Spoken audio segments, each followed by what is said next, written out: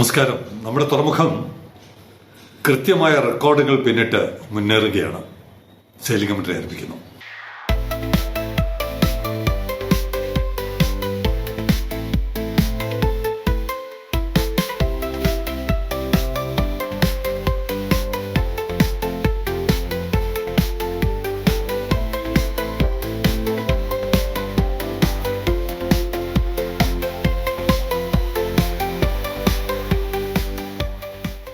കഴിഞ്ഞ ദിവസം നമ്മുടെ തുറമുഖം അല്പം സ്ലോ ആയിട്ടുണ്ട്. കപ്പലുകളുടെ വരവ് കുറഞ്ഞിട്ടുണ്ട്.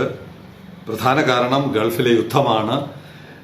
മാർച്ച് മാസത്തിലെ പെർഫോമൻസിനെ അത് ബാധിക്കും എന്ന് പറഞ്ഞപ്പോൾ ചിലരൊക്കെ കളിയാക്കിക്കൊണ്ട് എന്ത് റെക്കോർഡാണ് ഇതുവരെയും TRV ഇട്ടതെന്ന് ചോദിച്ചു.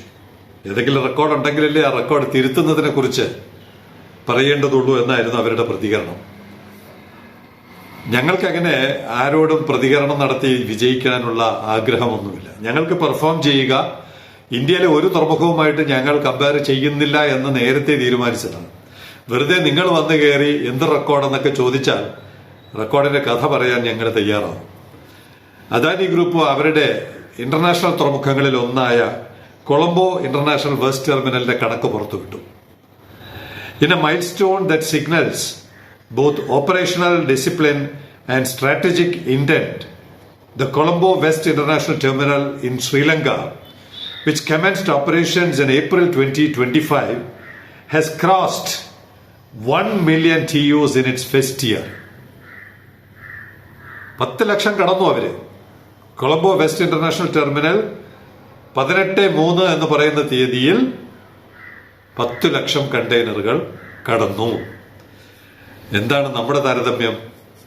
നമ്മളീ 10 ലക്ഷം എപ്പോഴേ പിന്നിട്ടിരിക്കുന്നു. അപ്പോ ഈ ട്രിവാൻഡ്രം പോർട്ടിന് നമ്മുടെ തുറമുഖത്തിന് ആരെങ്കിലുമായിട്ട് താരതമ്യം ചെയ്യാൻ സമീപത്ത്, വേറെ ദൂരെയുള്ള പോർട്ടുകളിലോട്ടൊന്നും പോയിട്ട് കാര്യമില്ല, നമുക്ക് താരതമ്യം ചെയ്യാൻ എളുപ്പം കൊളംബോയിലെ വെസ്റ്റ് ഇന്റർനാഷണൽ ടെർമിനലാണ്. ഏതെങ്കിലും അവർക്ക് വലിയ മെച്ചങ്ങളുണ്ട്. ആ ടെർമിനലിൽ വളരെയധികം മെച്ചങ്ങൾ TRVയുമായിട്ടുണ്ട്. എന്നാലും ഒരു മത്സരം, ഒരു താരതമ്യത്തിന് യോഗ്യതയുള്ള ഒരു തുറമുഖം വെസ്റ്റ് ഇന്റർനാഷണൽ ടെർമിനലാണ്. അവിടുത്തെ കണക്കാണ് അദാനി ഗ്രൂപ്പ് പുറത്തുവിട്ടിരിക്കുന്നത്. It is 1400 metre quay. 1400 metre ഉണ്ട് അവർക്ക്. നമുക്ക് വെറും 800 മീറ്ററാണ്. It's 1400 metre quay and water depth of around 20 metres allow it to berth some of the largest ships operating on the Asia-Europe trade root. അപ്പോ അഡ്വാൻറ്റേജ് ഒന്നും മനസ്സിലായല്ലോ അവർക്ക്. നമ്മുടെ ഏകദേശം ഇരട്ടിയെന്ന് പറയുന്നില്ല, 800ഉം 1400ഉം ഏകദേശം 600 മീറ്റർ കൂടുതലുണ്ട്. ഒരു മദർ വെസലും ഒരു ഫീഡർ വെസലും അധികം അവിടെ നിർത്താൻ പറ്റും. അപ്പൊ ആ ഒരു വർധനം ഉള്ളിടത്താണ് ഈ മാർച്ച് 18-ാം തീയതി 10 ലക്ഷം തികച്ചത്. നമ്മളെപ്പോഴാണ് തികച്ചത്? നമ്മൾ ഈ കഴിഞ്ഞ ജനുവരി മാസത്തിൽ തന്നെ 10 ലക്ഷം തികച്ചു. ജനുവരി അവസാനത്തെ കണക്കനുസരിച്ച് 10,69,541 ആയിരുന്നു കണക്ക്. അപ്പൊ നമ്മൾ ജനുവരിയിൽ തന്നെ ഈ 1 മില്യൺ എന്നുള്ള മൈൽ സ്റ്റോൺ പിന്നിട്ടു.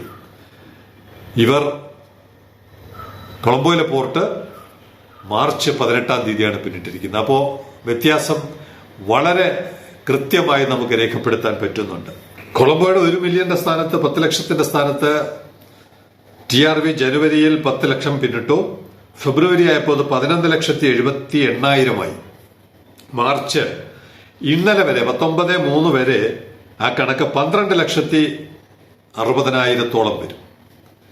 ഇനിയുമുണ്ട് 10-11 ദിവസങ്ങൾ ഇനിയുമുണ്ട്. എന്തായാലും 13 ലക്ഷം കടക്കുമെന്ന് കൃത്യമായും ഉറപ്പായി കഴിഞ്ഞു. അപ്പൊ ചോദിച്ചവർക്ക് കാര്യം പിടികിട്ടിയല്ലോ. ഏത് റെക്കോർഡാണ് മറികടക്കുന്നതെന്ന് ചോദിച്ചാൽ താരതമ്യം ചെയ്യാൻ പറ്റുന്ന ഒരു പോർട്ടിന്റെ റെക്കോർഡാണ് TRV മറികടന്നത്. കൊളംബോ ടെർമിനലിന് ഇനിയും 18 എന്ന് ഇനിയും 12 ദിവസം കൂടിയുണ്ട്.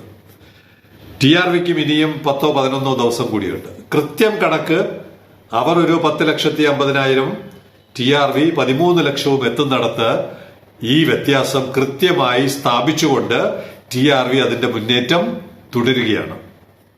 ഇനി അവിടെയുള്ള പ്രത്യേകത എന്താണ്?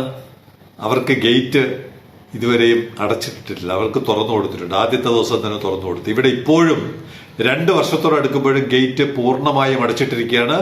ഗേറ്റ് വേ കാർഗോ എന്ന് പറയുന്ന ഒരു സാധനം TRVക്കില്ല. രണ്ടാമത്തെ പ്രത്യേകത, അവർക്ക് എല്ലാ കപ്പലുകളെയും സ്വീകരിക്കാം.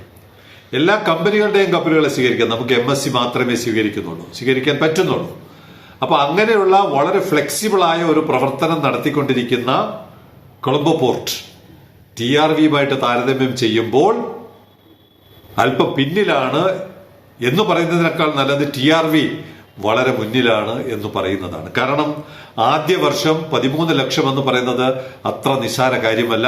ലോകം മുഴുവനുമുള്ള പോർട്ട് എടുക്കുമ്പോഴും ആദ്യ വർഷങ്ങളിലെ പെർഫോമൻസ്, നമ്മൾ ഷാങ്ഹായുടെ കഥ നേരത്തെ പറഞ്ഞിരുന്നല്ലോ, അതുപോലെ അത്ര വൈകിയല്ല TRVയുടെ പെർഫോമൻസ്, വളരെ വേഗത്തിൽ നടക്കുന്നു. അപ്പൊ അതിനെക്കുറിച്ചുള്ള ഒരു കണക്കുണ്ട്.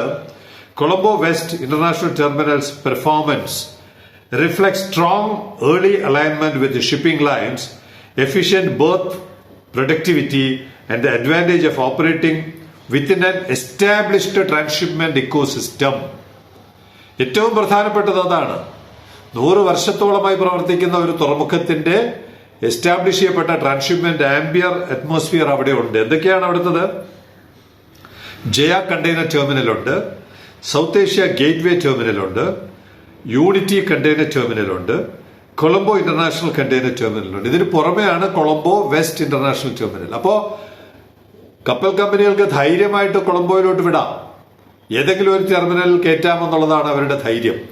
മാത്രമല്ല ബങ്കറിങ്ങും സർവീസിങ്ങും റിപ്പയറിങ്ങും ക്രൂ ചേഞ്ചും തുടങ്ങിയ മറ്റെല്ലാ അനുബന്ധ പ്രവർത്തനങ്ങൾക്കും കൊളംബോ സജ്ജമാണ്. അപ്പൊ അതുകൊണ്ട് കപ്പലുകൾ TRVയേക്കാൾ കൊളംബോയെ പ്രിഫർ ചെയ്യുന്ന ഒരു സമയത്താണ് വെസ്റ്റ് ഇന്റർനാഷണൽ ടെർമിനലിനേക്കാൾ വളരെ മുന്നിട്ട് TRV പ്രവർത്തനം നടത്തിക്കൊണ്ടിരിക്കുന്നത്. നമ്മുടെ ആദ്യ വർഷം ജൂലൈ മുതലാണ്. ജൂലൈ മുതൽ 2025 മാർച്ച് അവസാനം വരെ 4,80,800 ആയിരുന്നു നമ്മുടെ പെർഫോമൻസ്. ആ സ്ഥാനത്താണ് നമ്മളിപ്പോൾ. അത് 9 മാസത്തെ കണക്കാണെങ്കിൽ ഇത് 12 മാസമാകുമ്പോൾ 13 ലക്ഷത്തോടടുത്ത് വരും. 13 ലക്ഷത്തിനോട് അടുക്കാം, ഇല്ലെങ്കിൽ 13 ലക്ഷം കവിയാം. ആ നിരക്കാണ്. ഇപ്പോ മാർച്ച് 19 ആയപ്പോൾ തന്നെ ഏകദേശം 34 കപ്പലുകളാണ് വന്നത്. അപ്പൊ ഇനിയുണ്ട് 11 ദിവസം. അതുകൊണ്ട് തന്നെ മെച്ചപ്പെട്ട പ്രവർത്തനം നടത്തും. എന്നാലും ഗൾഫ് യുദ്ധം കുറച്ച് കപ്പലുകൾ വരുന്നതിനെയും പോകുന്നതിനെയും തടസ്സപ്പെടുത്തിയിട്ടുണ്ട്. അപ്പോ റെക്കോർഡുകൾ മറികടക്കുന്ന പ്രവർത്തനത്തിന്റെ കാഴ്ച ചില സംശയാലുക്കളായ പ്രേക്ഷകർ, സെയിലിംഗ് കമന്ററിയുടെ പ്രേക്ഷകരുണ്ട്. രാവിലെ തന്നെ വന്ന് സെയിലിംഗ് കമന്ററിയെ കുറ്റം പറയാനും TRVയെ കളിയാക്കാനും കുറ്റം പറയാനും ശ്രമിക്കുന്നവർക്ക് ഈ കണക്കുകളുടെ അടിസ്ഥാനത്തിൽ ഞങ്ങൾ ഇന്ത്യയിലെ ഒരു തുറമുഖവുമായിട്ട് താരതമ്യം ചെയ്യുന്നില്ല, അത് നേരത്തെയുള്ള തീരുമാനമാണ്. താരതമ്യം ചെയ്യാനുള്ള ഏക ടെർമിനൽ കൊളംബോ വെസ്റ്റ് ഇന്റർനാഷണൽ ടെർമിനലാണ്. അതിന്റെ പ്രവർത്തനം നടത്തുന്നതും അദാനി ഗ്രൂപ്പ് തന്നെയാണ്. മാത്രമല്ല ഫുള്ളി ഓട്ടോമേറ്റഡ് ആണ്. കൊളംബോയിലുള്ള ആദ്യത്തെ ഫുള്ളി ഓട്ടോമേറ്റഡ് ആണ്. TRV ഫുള്ളി ഓട്ടോമേറ്റഡ് അല്ല, സെമി ഓട്ടോമേറ്റഡ് ആണ്. ഇത്രയും വ്യത്യാസങ്ങൾ, നേരത്തെ പറഞ്ഞ വ്യത്യാസങ്ങൾ എന്താണ്? അവർക്ക് എല്ലാ കപ്പലുകളെയും പ്രവേശിപ്പിക്കാം, അവർക്ക് ഗേറ്റ് വേ കാർഗോ ഓപ്പൺ ആണ്, ഈ ഒരു ട്രാൻസ്ഷിപ്മെന്റ് ആംബിയൻസ് സ്വന്തമായിട്ടുണ്ട്. ഇതൊന്നുമില്ല എന്നുള്ളത് പ്രത്യേകം TRVയുടെ കാര്യത്തിൽ. ഗേറ്റ് തുറന്നിട്ടില്ല, എല്ലാ കപ്പലുകളെയും സ്വീകരിക്കാൻ പറ്റുന്നില്ല.